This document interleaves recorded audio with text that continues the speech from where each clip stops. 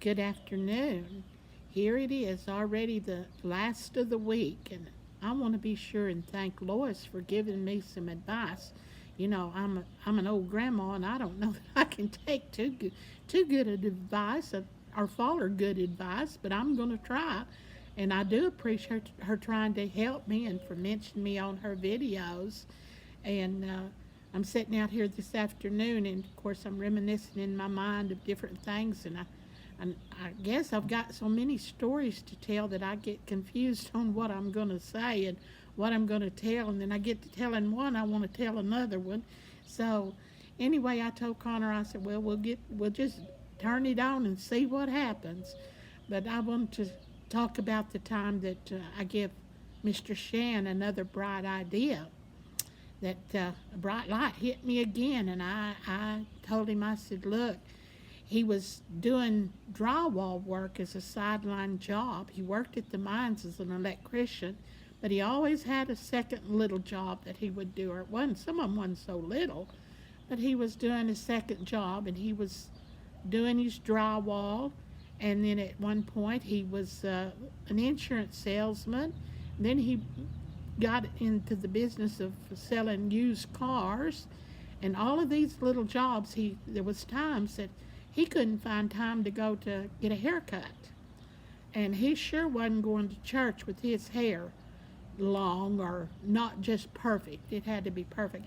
And I always told everybody that he wore a Elvis Presley hairdo. It was during Elvis Presley times, and that's what he copied. He liked playing the guitar, he was a guitar player, and he just loved church, and so we'd get ready to go to church. There was no way he was going to go to church with hair down his shirt collar.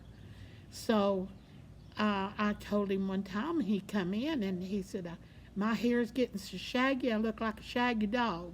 And I said, well, I tell you what, Edgel, I had another one of them there bright ideas. And I told him, I said, look, I'll give you a haircut. I said, there can't be nothing to it. They just trim it up.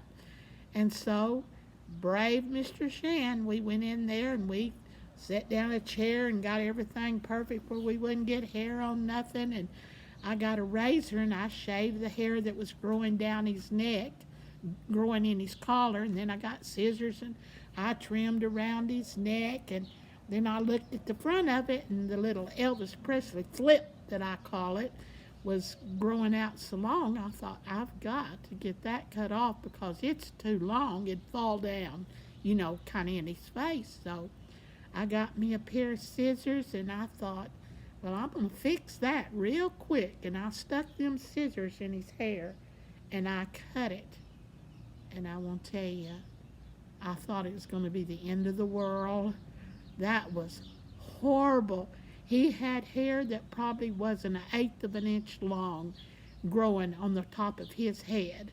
And it left just a kind of a bare spot there with that flip that didn't even match nothing no more. I mean, it was awful. And he never said nothing. I said, well, I done my best. And he would laugh, but he hated going to the barber. In the next few days, he decided he'd go to the barber and see if he could get that hair fixed to where he'd at least look halfway decent. But that hair, I thought it would never, ever grow out. And the barber, when he seen it, I said, what did he say, Edgel?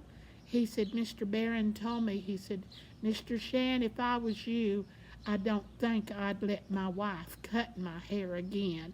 And of course, Edgel, he wasn't about to let me cut his hair again, but he had to let that hair grow out, and I'm sure it was 2 months or better. But his hair grew fast. That's why I never did understand it, because I thought it'd grow right back out real fast, but it didn't. It took it forever to grow out. And the same thing occurred, when one time when he was working graveyard, and my little the girls was running around all over the house, and I had bought them some markers. And when he was on graveyard, he got so used to so many children around that he didn't pay any attention to the racket and the noise, and they could go in there and crawl over him in the top of the bed and he wouldn't even wake up. He'd stay asleep. Well, that day they went and got their markers. And they took their daddy, had his socks off and he had his feet hanging outside the bed. And they went and colored each one of his toenails a different color with markers that wouldn't wash off. And when he woke up and seen his toes, he had a fit. He said, what am I going to do when I go to work and I have to change my work boots from shoes I wear at home to my steel-toed work boots at the mine? Said, my socks is going to come off and I will never, ever live this down, my painted toenails.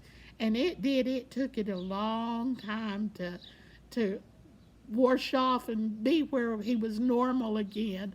But there were just instances of like that. And, of course, we remember it and we laugh about it and everything. But I'm a firm believer in letting your children be children. I have seen parents that want to make their children grown-ups before they're grown-ups. They don't let them be children. And, even as I was growing up, back in the time when I was a child, we wasn't allowed to be a child like a child. I remember that we would do things in the house, but Mother would get that cleaned up. Don't you leave that out. But I remember my children, when they would come in, we'd have paper dolls all over the living room, and we'd have dolls and little dresses and stuff all over the house, scattered. But when it come nighttime, I'd say, now let's pick it up and we can start again tomorrow. But I believe in letting a child be a child. I don't believe in forcing a little girl to be a teenager, and I don't believe in forcing a little boy to be a grown boy before their time. Let them be children. Let them get out and play and have a big time. That's how they learn, and that's how they learn to get along with other children, is they can communicate with children. And you'll find that when children play with children, that they can get into a fight or they can get into an argument. I'm not saying a fist fight, but I call it fighting when they get to arguing and carrying on. And if your parents will step back and leave them alone, in a few minutes they're playing again. They get over it and they play again. But if we step into it a lot of times, the fight gets worse and they can hold grudges against each other for years, because it's not the children. They would have worked it out. But it's the parents that can't let go of things and let their children be children.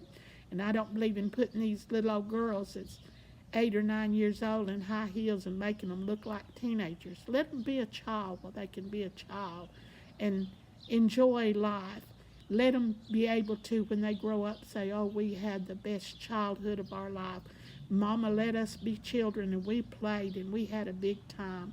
And today, just because we're grown sometime, we need to kind of play ourselves, create things, do things. I know we used to do things just to give our kids activities to do. It didn't always have to be the same old humdrum. We would do things.